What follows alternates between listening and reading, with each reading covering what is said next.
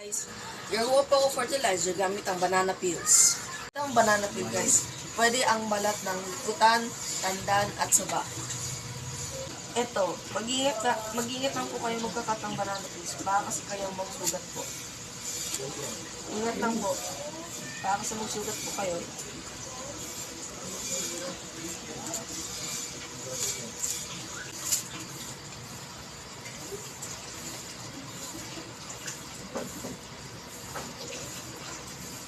Lagyan na natin ng tubig. Garapon natin.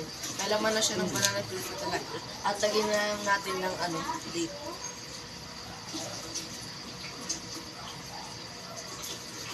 At pakita po yung date na kahit anong araw mong ginawa. Ito na po guys. At ibabad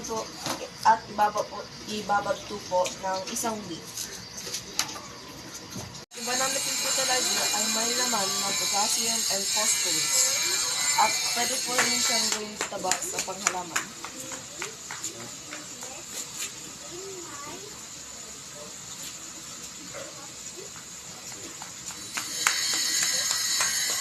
Ito yung performance task project namin sa EPP.